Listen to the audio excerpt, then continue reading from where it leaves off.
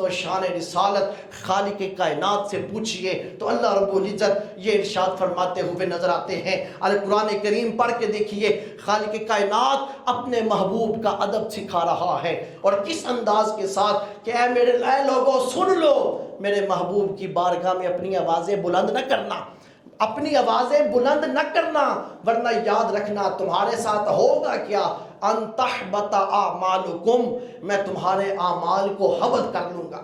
اب حبط دو چیزیں ہیں، ایک کو کہتے ہیں حبط اور دوسری کو کہتے ہیں ضبط۔ ضبط کا بھی مطلب وہی ہے کسی سے کوئی چیز چھین لینا، اور حبط کا مطلب بھی یہی ہے کسی سے کوئی چیز چھین لینا۔ تو دونوں میں فرق کیا ہے؟ ضبط کا لفظ استعمال نہیں کیا اللہ نے حبط کا لفظ استعمال کیا، دونوں میں ذرا سا فرق ہے۔ اور وہ ذرا سا فرق کیا ہے؟ فرمایا کہ میں تمہارے اعمال ضبط نہیں کروں گا، میں تمہارے اعمال حبط کر لوں گا۔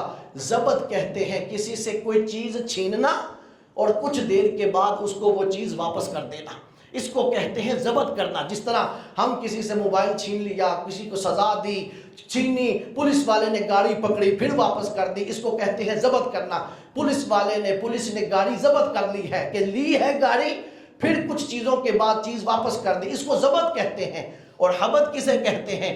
حبط کہتے ہیں جس سے کوئی چیز چھیننا اور اس کو پھر دوبارہ کبھی بھی واپس نہ کرنا، ہمیشہ کے لیے چھین لینا، اس کو حبط کہا جاتا ہے۔ خالق کائنات نے فرمایا کہ جس نے میرے محبوب کی بارگاہ میں آواز اونچی کی، میں اس کے اعمال ضبط نہیں کروں گا، بلکہ میں اس کے اعمال حبط کر لوں گا، ایسے چھینوں گا کہ اس کو اعمال واپس بھی نہیں کروں گا۔ اور کروں گا کیا کہ تم لوگوں کو شعور بھی نہیں ہوگا، تمہیں پتہ بھی نہیں چلے گا، اور تمہارے اعمال چھین لیے جائیں گے۔